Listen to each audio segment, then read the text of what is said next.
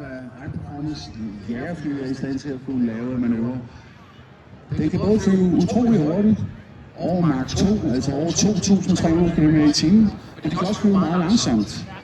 Det i sig selv er en kunst at kunne designe en fly, der kan det.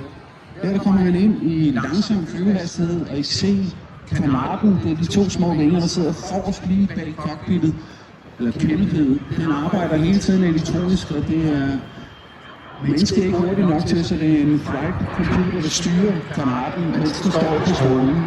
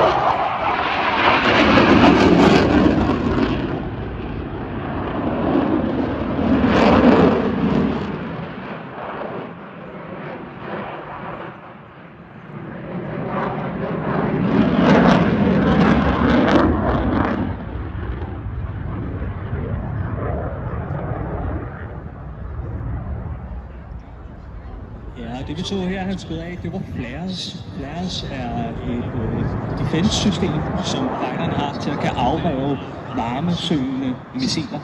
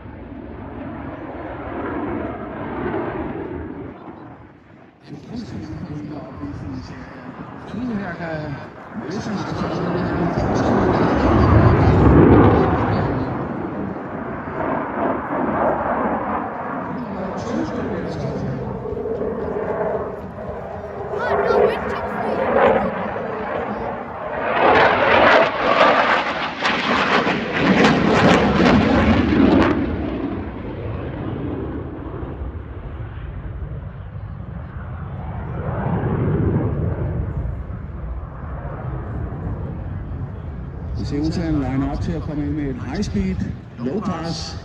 Han flyver selvfølgelig subsonisk, altså underlyd. Vi flyver ikke overlyd med jægerfly ind over land.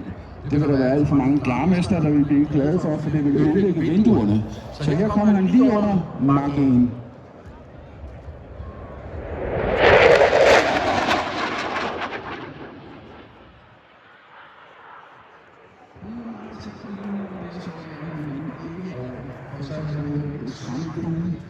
Man er i stand til at trække samtlige bilerrammer på parkeringspladsen, men også ødelægge en masse vinduer i det område. Så det er en anden situation.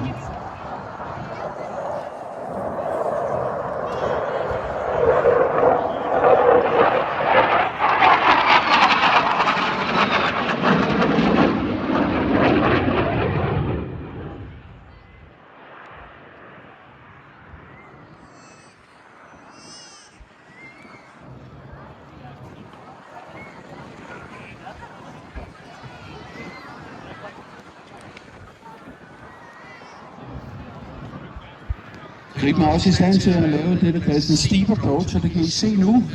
Han kommer lige op, ventet lodret ud med understellet på vej nedad, sætter speeden ned på flyveren og bremser op. Og så er han i stand til at komme ind og lande relativt kort. Og flere af jer har jo sikkert set, når I kører rundt på de svenske landeveje, så er midt i en skov.